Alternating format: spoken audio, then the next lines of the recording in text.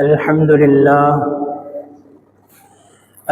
لله نحمده ونستعينه ونستغفره ونؤمن به ونتوكل عليه ونعوذ بالله من شرور أنفسنا ومن سيئات أعمالنا من يهده الله فلا مضل له ومن يضلله فلا هادي له ونشهد أن لا إله إلا الله وحده لا شريك له ونشهد أن سيدنا ومولانا محمدا عبده ورسوله أما بعد فأعوذ بالله من الشيطان الرجيم بسم الله الرحمن الرحيم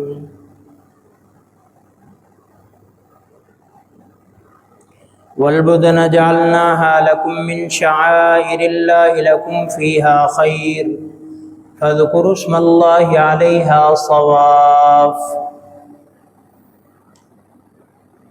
وقال تعالى وَلِكُلِّ أُمَّةٍ جَعَلْنَا مَنْسَكًا لِيَذْكُرُوا اسْمَ اللَّهِ عَلَى مَا رَزَقَهُم مِّن بَهِيمَةِ الْأَنْعَامِ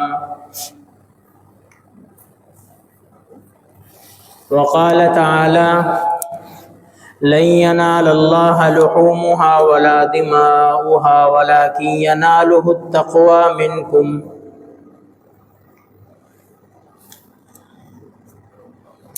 صدق الله مولانا العظيم وقال النبي صلى الله عليه وسلم ما عمل آدمي من عمل أحب إلى الله من إهراق الدم وإنه ليأتي يوم القيامة بقرونها وأظلافها وأشعارها وإن الدم ليقع من الله بمكان قبل أن يقع من الأرض فطيبوا بها نفسا أو كما قال صلى الله عليه وسلم صدق الله مولانا العظيم وصدق رسوله النبي الكريم الأمين ونحن على ذلك لمن الشاهدين والشاكرين والحمد لله رب العالمين اللهم صل على محمد النبي الأمي وعلى آله وسلم تسليما اللهم صل على محمد كلما ذكره الذاكرون وكلما غفل عن ذكره الغافلون اللهم رب اشرح لي صدري ويسر لي أمري واحلل عقدة من لساني يفقهوا قولي اللهم رب زدني علما اللهم رب زدني علما اللهم رب زدني علما ذی الحج کا مہینہ الحمدللہ شروع ہے اور بڑی اپنے آب و تاب سے رواں دواں ہے، جاری ہے۔ ذی الحج کے فضائل کے حوالے سے گزشتہ سے پیوستہ جمعے پہ بات ہو چکی ہے۔ اب جو ہے انشاءاللہ جو ذی الحج کے عشرے کے اعمال میں سے جو دو بڑے اعمال ہیں، ایک حج کا ہے اور دوسرا قربانی کا ہے، تو قربانی کے حوالے سے انشاءاللہ آج گفتگو کریں گے اور اس کے ذیل میں کافی ساری باتیں انشاءاللہ وہ آئیں گی، تو اللہ رب العزت ہمیں عمل کرنے کی توفیق عطا فرمائے۔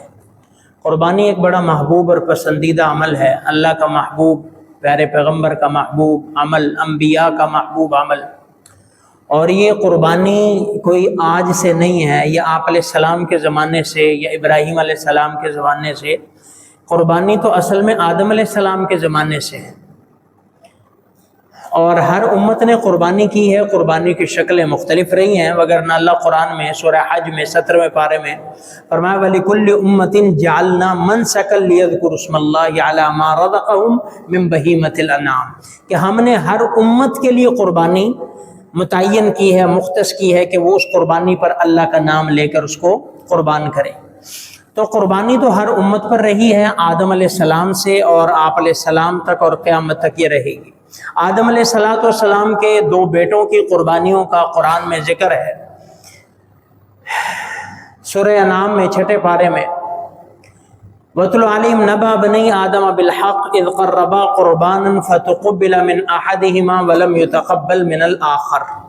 یہ پورا واقعہ آدم علیہ السلام کے 2 بیٹوں کا اللہ نے قرآن میں ذکر کیا ہے کہ آپ قرآن کریم پڑھیں تو اس میں آدم علیہ السلام کے بیٹوں کی جب وہ قصے کو آپ پڑھیں گے، ان کی خبر آپ کو دی جائے گی، ان کا قصہ آپ کو سنایا جائے گا کہ دونوں نے قربانیاں کی تھی، اور ان میں سے کہہ لیں کہ ایک فرما بردار تھا اور ایک شروع سے ہی باغی تھا۔ ایک فرما بردار تھا اور ایک باغی تھا، آپس میں بھائی کا دشمن بن گیا تھا،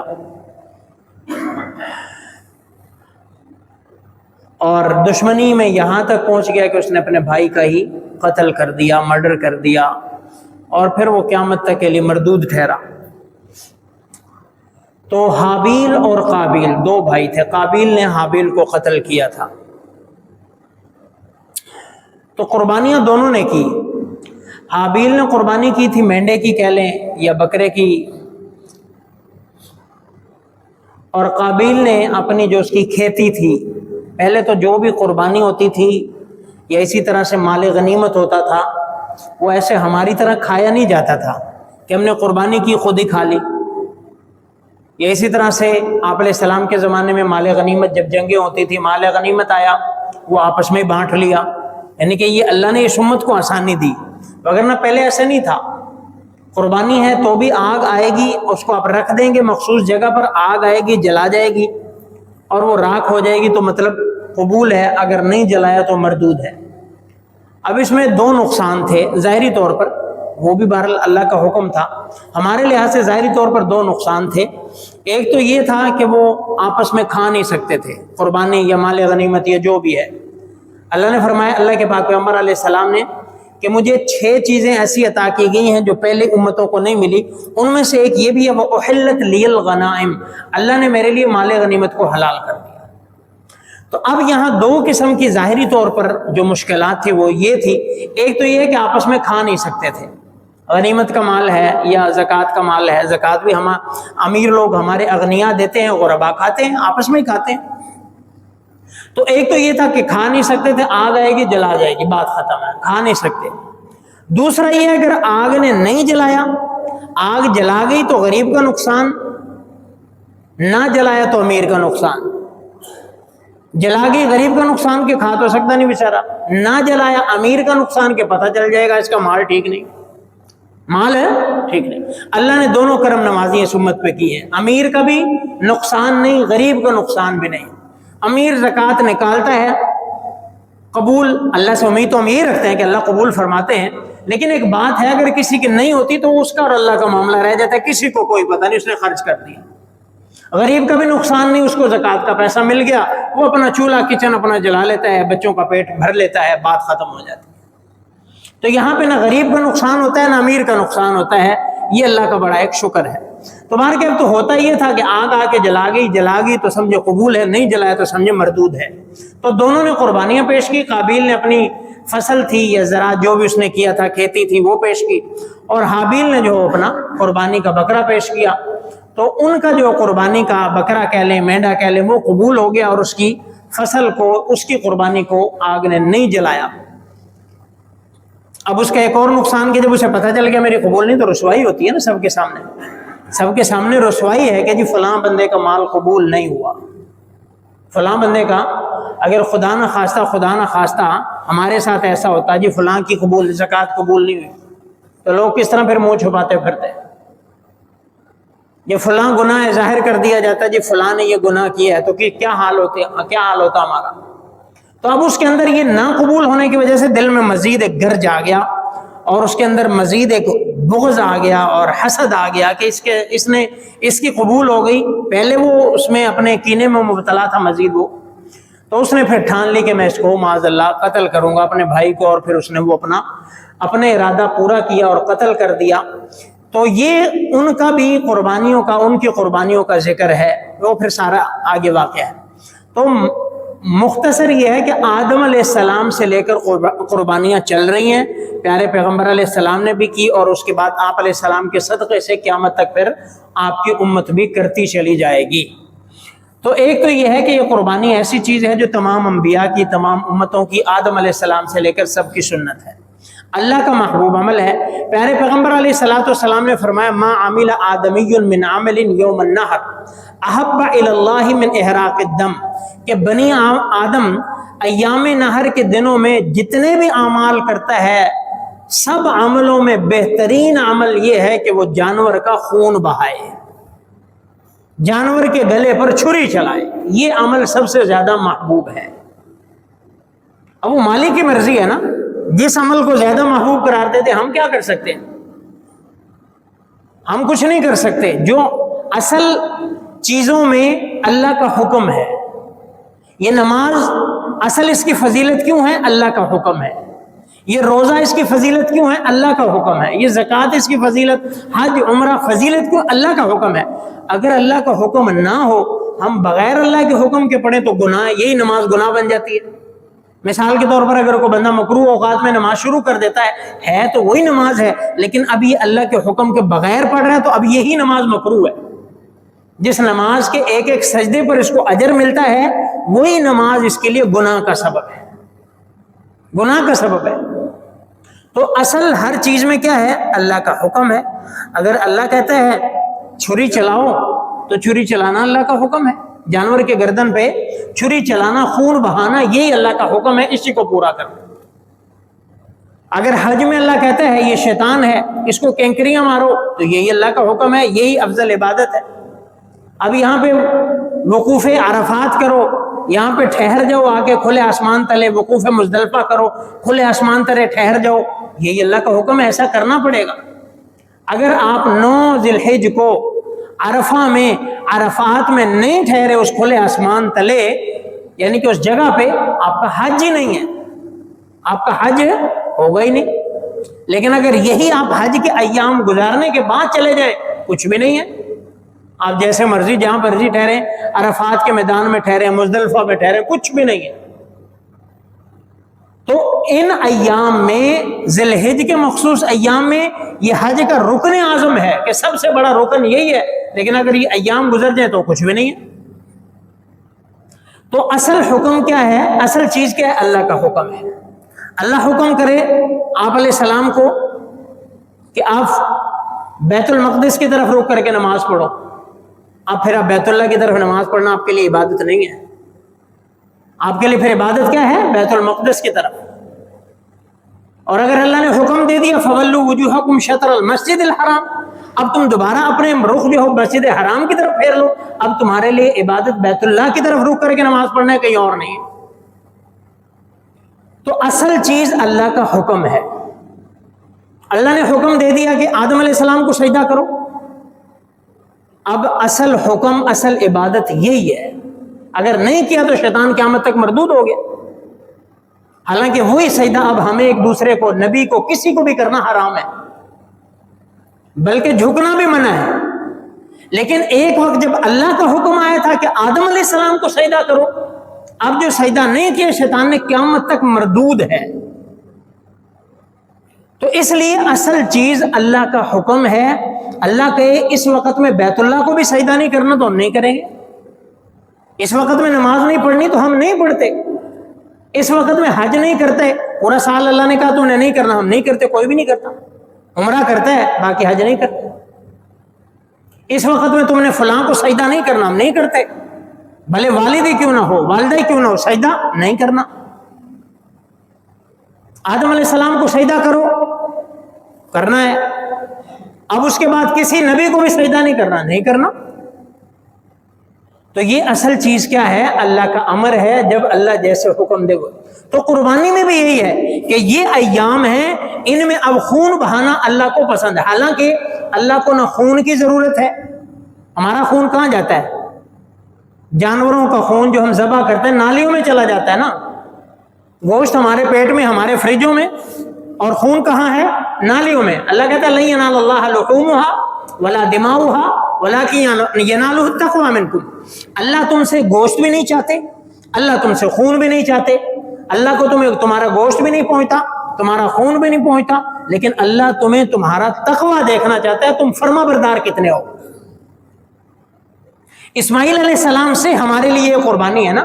تو اسماعیل علیہ السلام پر ابراہیم علیہ السلام کو جو حکم دیا کہ اسماعیل علیہ السلام کے گلے پر چھری چلاؤ، تو مقصد اسماعیل علیہ السلام کے گلے پر چھری چلوانا نہیں تھا، اس لیے تو چھری چلی نہیں، وگرنہ ابراہیم علیہ السلام نے زور بھی لگایا، چھری بھی تیز، زور بھی لگ رہا ہے، اور باقاعدہ ذبح کرنے کا ارادہ بھی کیا جا رہا ہے، چھری چلائی بھی جا رہی ہے، لیکن اللہ ذبح ہونے نہیں دے رہا، کیونکہ اللہ کا مقصد ہی نہیں ہے ذبح کرنا.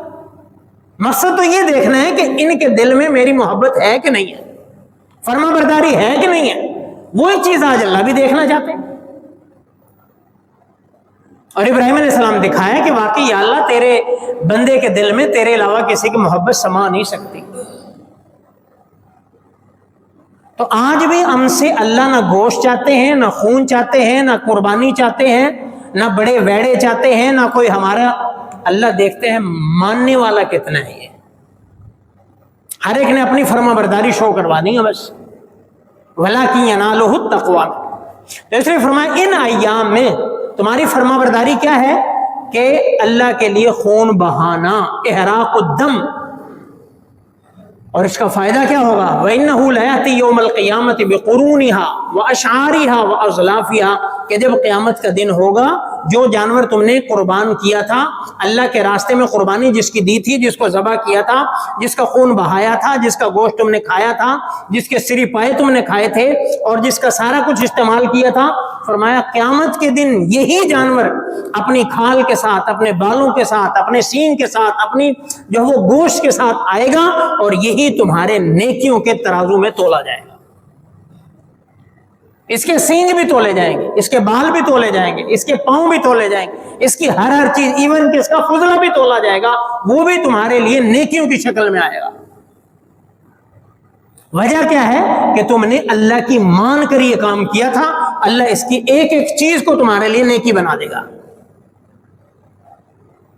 مالک ہے نا، جو مرضی کرے، لید کو بھی، مینگنیوں کو بھی، گوبر کو بھی نیکیاں بنا دیتا ہے. مالک مرضی ہے اس کی. جس طرح اللہ فرماتے ہیں اگر کوئی گناہگار بندہ توبہ کرتا ہے، الا من تاب وآمن وعمل عملا صالحا فاولئک یبدل اللہ سیئاتہم حسنات. جو توبہ کر لیتا ہے، ایمان لے آتا ہے، نیک اعمال کرتا ہے، اللہ اس کے گزشتہ گناہوں کو معاف نہیں کرتا، صرف معاف کر کے وہ گناہ بھی نیکیاں بنا دیتا ہے. وہ گناہ بھی مالک ہے، اس کو کون پوچھنے والا ہے. یعنی کہ آپ بورا بھر کے جیلی نوٹ کی کرنسی لے کر کے آؤ، اور آپ کو وہی بورا اسی کرنسی کے عوض اصل کرنسی مل جائے، بلکہ آپ روپے لے کے آؤ آپ کو ڈالر مل جائے. آپ نے ایک بورا بھرا، اس میں 1 کروڑ روپے جیلی کرنسی آپ کے پاس، آپ لے کے جاتے ہیں، وہ 1 کروڑ روپے کے بدلے آپ کو 1 کروڑ ڈالر مل جاتا ہے. تو آپ کی اور ہماری خوشی کی کیا انتہا ہوگی. میرے مالک کا سمجھیں یہی قانون ہے، آپ گناہ لے کے جاتے ہو، اللہ نیکیاں دے کر تمہیں واپس کرتا ہے. اور یہ میرے مالک کا ہی کام ہے، اور کوئی نہیں کر سکتا. تو اس لیے ہماری قربانی یہ کوئی ایسا ہی نہیں ہے. ظاہری طور پر تو ہم نے بکرا لیا تھا، ذبح کر دیا، گائے لی تھی، ذبح کر دی، اونٹ لیا تھا، قربان کر دیا، نہر کر دیا. ہم اس کو ابھی ہمیں اس کا اجر نہیں پتا، ہم مان رہے ہیں، جو کہ بہت اچھی بات ہے، ہمیں ماننا ہی چاہیے. لیکن جب اس کا اجر آئے گا تو پھر ہماری آنکھیں کھلی کی کھلی رہے گی. تو اس لیے اس کی ایک ایک چیز کی نیکی ہے، ایک ایک چیز کا اجر ہے، ایک ایک چیز کی فضیلت ہے. اس لیے خوش دلی کے ساتھ اللہ نے استطاعت دے رکھی ہے اپنی خوش دلی کے ساتھ اچھی سے اچھی، بہترین سے بہترین قربانی کرنا، جان چھڑانے والی نہیں. جس طرح ہم گھر میں جانور پالتے ہیں، جانور رکھتے ہیں، یا بعض لوگ جو وہ کتے رکھتے ہیں، حالانکہ رکھنے نہیں چاہیے، کتے پالتے ہیں، اس مہنگے سے مہنگے لا کر کے پالتے ہیں ان سے. تو ہم مسلمان ہیں، ہمیں اپنا پیار قربانی میں دکھانا ہے. بہترین سے بہترین بکرا، بہترین سے بہترین مینڈھا، بہترین سے بہترین بیڑا، بہترین سے بہترین اونٹ، جو اللہ نے توفیق دے رکھی ہے، حسب توفیق اچھے سے اچھا. اللہ نے دیا تو اس کو دکھائیں، مالک تیری نعمتیں ہیں. ان اللہ یحب ان یرا اثر نعمته علی عبده. اللہ یہ دیکھنا چاہتا ہے کہ میری نعمت کا اثر میرے بندے پر ظاہر ہو رہا ہے کہ نہیں ہو رہا.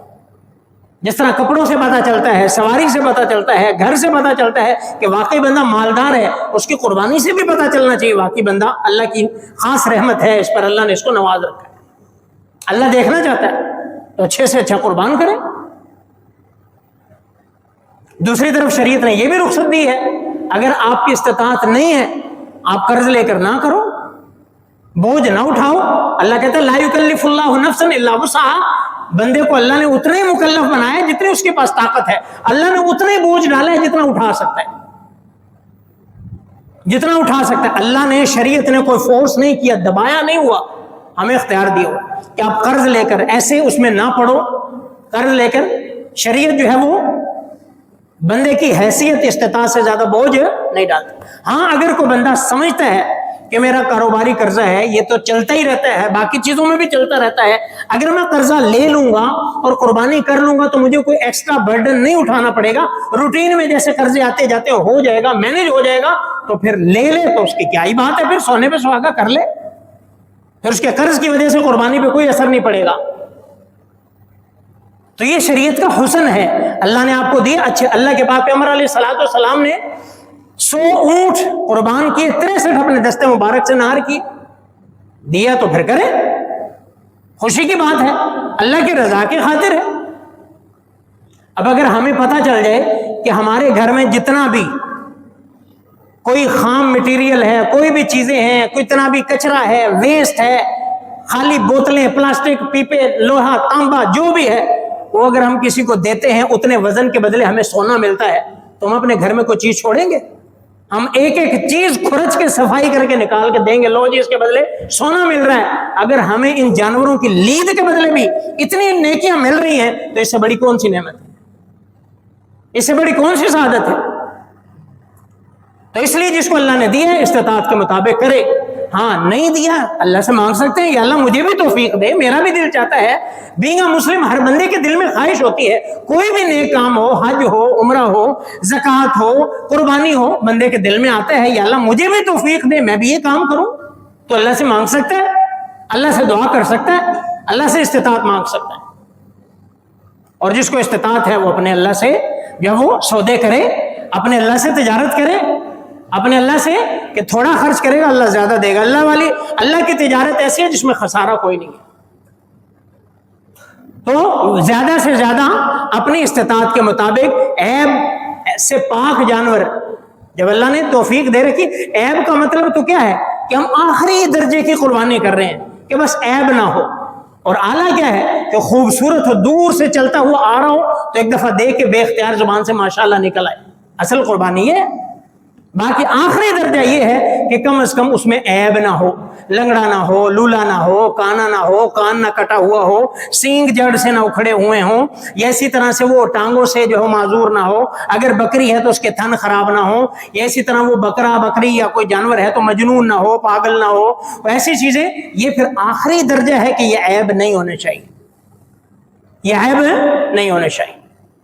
عمر اس کی پوری ہو، بکری بکرا ہے تو اس کی عمر، بھیڑ ہے، دمبا ہے، ساری اس میں شامل ہے، 1 سال ہو، کم از کم 1 سال سے کم نہ ہو، زیادہ ہو خیر ہے۔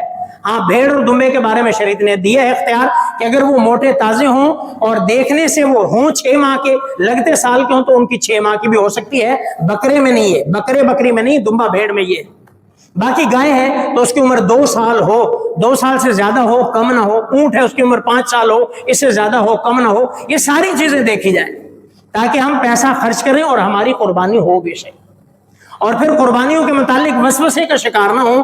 آج کل جو ہے وہ آپ کو پتہ ہے سوشل میڈیا کے جہاں فائدے ہیں وہاں نقصان بھی بہت ہیں، بلکہ نقصان زیادہ ہوتے ہیں، وسوسے زیادہ لوگ ڈالتے ہیں، شرارتیں زیادہ کرتے ہیں۔ ایک میسج آج کل چل رہا ہے جی، ہم جو ہے وہ بطور پاکستانی، ہر بندہ، ہر پاکستانی تقریباً 2.5 لاکھ کا یا 2,70,000 کا مقروض ہے، کسی نے سوال کی شکل میں جو ہے یہ پھیلایا ہوا ہے، اور ہم گھر کے فیملی کے اگر 7 افراد ہیں تو تقریباً ہمارا جو ہے وہ کوئی منیمم بھی جو ہے وہ کوئی 18 لاکھ قرضہ بنتا ہے، تو آیا ہم پر قربانی ہے یا نہیں؟ تو یہ ایک فضول سا سوال ہے۔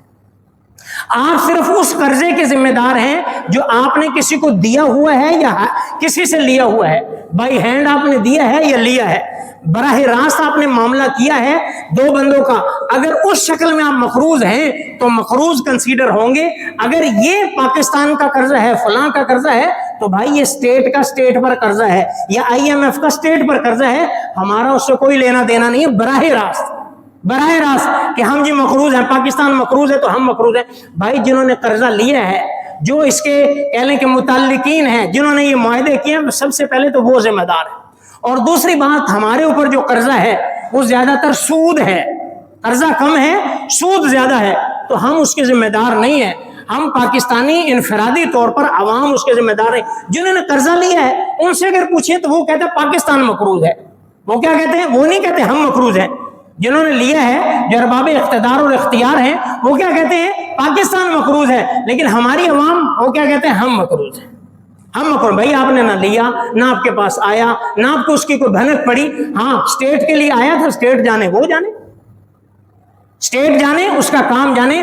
آپ اپنے انفرادی، IMF نے آ کے آپ کا دروازہ کھٹکھٹانا نہیں ہے، یا آپ کو اس نے نوٹس نہیں بھیجنا کہ ہمارا قرضہ دو، یا آپ کو اس نے فون نہیں کرنا کہ فلاں صاحب ہمارا قرضہ دو. وہ اسٹیٹ سے مانگے کہ اسٹیٹ جانے، اس کا قرضہ جانے. اسٹیٹ پہ جہاں پہ قرضہ ہے وہاں پہ اربوں روپے اس کے پاس اثاثے بھی پڑے ہوئے ہیں، وہ اربوں روپے کے جہاز بھی لے لیتے ہیں، اربوں روپے کی چیزیں بھی لے لیتے ہیں. تو وہ جانے، ان کا قرضہ جانے، آپ اپنے قرضے کا جواب دیں. اور دوسری بات ہے، ہم ٹیکسوں کی شکل میں شاید زیادہ ہی قرضہ واپس کرتے ہیں.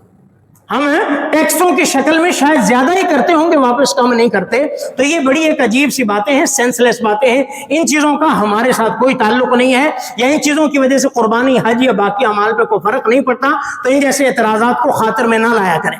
اسی طرح قربانی کے ایام میں کٹے کی قربانی کے متعلق، جی کٹے کی قربانی، بھینس کی قربانی، بلا شبہ بلا تردد بھینس کی کٹے کی قربانی ہوتی ہے. جیسے جو ہے وہ وچھے کی، بیل کی، ویڑے کی قربانی ہے، ویسے ہی بھینس کی اور کٹے کی قربانی، ان میں کوئی فرق نہیں ہے. جس طرح قرآن کریم نے زان اور ماز، بکری اور بھیڑ کا ذکر کیا ہے، اس میں بھیڑ کی ساری قسمیں شامل ہیں. دمبا ہے، بھیڑ ہے، چکی والا، بغیر چکی والا، یہ سارے بکری ہیں، اس کی جتنی قسمیں شامل ہیں. اسی طرح قرآن نے بقرہ کا ذکر کیا ہے، اس میں بقرہ کی ساری قسمیں شامل ہیں جو کہ بھینس میں اس میں داخل ہے. اور امام ابن المنذر رحمۃ اللہ علیہ فرمایا کہ اس بات پر امت کا اتفاق ہے کہ ان الجاموس علی قسم البقری، کہ جو بھینس ہے جس کو عربی میں جاموس کہتے ہیں، یہ گائے ہی کی قسم ہے. اور فارسی میں اس کو کہتے ہیں بھی گاؤ میش ہے. گاؤ میش، بھینس کو فارسی میں گاؤ میش کہتے ہیں، عربی میں جب اس کو ٹرانسلیٹ کیا تو جاموس کہتے ہیں. تو اس لیے بھینس کی قربانی بھی ہو جاتی ہے. باقی چونکہ آپ علیہ السلام کے زمانے میں جانور پایا نہیں جاتا تھا، یہ بھینس تھی نہیں تو قربانی بھی نہیں تھی. اب جب آ گئی ہے تو اس کا، جس طرح ہم دودھ پیتے ہیں، مکھن کھاتے ہیں، لسیاں پیتے ہیں، اس کے پائے کھاتے ہیں، سارا کچھ کرتے ہیں، جہاں سے اس کا دودھ حلال ثابت ہو رہا ہے وہیں سے اس کی قربانی بھی ثابت ہو رہی ہے. تو اس لیے اس میں بھی کوئی تردد والی بات نہیں ہے. باقی رہی بات شراکت کی قربانی، کوشش کریں، اللہ نے استطاعت دی ہے، استطاعت ہے تو اپنی قربانی لے لیں، شراکت سے اپنی قربانی بہتر ہے. لیکن جب استطاعت نہیں ہے تو شرکت کر لیں. اس میں کوشش ہی ہونی چاہیے سارے مسلمان ہوں، سب کی نیت قربانی کی ہو، کسی کی جو ہے وہ خالصتاً حرام آمدنی نہ ہو. براہ راست آپ کسی سے نہ پوچھیں کہ آپ کی آمدن حرام کی تو نہیں، ایسا نہیں، ویسے معلومات لے لیں. باقی مفتی تقی صاحب دامت برکاتہ فرماتے ہیں جب ہم مسلمان ہیں، مسلمان ملک میں ہیں، تو حسن ظن کریں کہ اس کی آمدن حلال ہی ہوگی. تو اس لیے شراکت داری میں چیزیں، اگر گوشت ہے تقسیم کرنا ہے تو اس کو کوشش کریں اندازے سے نہ کریں، باقاعدہ اس کو تول کر کریں، کسی قسم کی کوئی کمی زیادتی نہ کریں، تو یہ شراکت کی بھی ہو سکتی ہے. باقی جو ہے وہ اس کے علاوہ ہمیں پتہ ہے کہ اللہ کے پاک پیغمبر علیہ الصلوۃ والسلام نے سیدہ فاطمہ سے فرمایا تھا، قومی وشہدی الی اضحیتک، کیا فاطمہ تمہاری قربانی ہو رہی ہے، تم وہاں پہ جا کے کھڑی ہو، قربانی کو دیکھو، اور جب قربانی کے جانور کے خون کا پہلا قطرہ زمین پر گرے گا اللہ تمہارے گناہوں کو معاف فرما دیں گے. سیدنا پوچھا یا رسول اللہ، یہ ہمارے لیے، اہل بیت کے لیے، سب کے لیے؟ فرمایا کہ سب کے لیے ہے. جس کی بھی قربانی ہوگی اس کا قربانی کا جانور ذبح ہوگا، اس کا قطرہ زمین پر گرے گا، اللہ اس کے گناہ معاف فرما دے. اور اللہ کے پاک پیغمبر علیہ الصلوۃ والسلام نے اقام بالمدینہ 10 سنین ضحا، کہ آپ 10 سال مدینہ میں رہے، ہر سال آپ نے قربانی کی. اور قربانی کا ایام کے متعلق یاد رکھیں 10 11 12 3 دن قربانی ہے. 10 ذی الحجہ، 11 ذی الحجہ، 12 ذی الحجہ، یہ 3 دن قربانی کے ہیں. 3 دن. حضرت عبداللہ بن عمر حضرت عمر رضی اللہ عنہ، حضرت علی رضی اللہ عنہ، ان کے اقوال اور اسی طرح دیگر روایت میں ہے الاضحیٰ یومان بعد یوم الاضحیٰ، کہ قربانی کا دن عید الاضحیٰ کے بعد سے 2 دن ہے، یعنی ٹوٹل 3 دن ہے۔ تو اس لیے کوشش کریں قربانی کے فضائل کا استحضار ہو، مسائل سیکھیں اور اس کے بعد پھر قربانی کریں، نیت اللہ کی رضا ہو۔ اللہ ہم سب کی قربانیوں کو قبول فرمائے۔ وآخر دعوانا الحمدللہ رب العالمین۔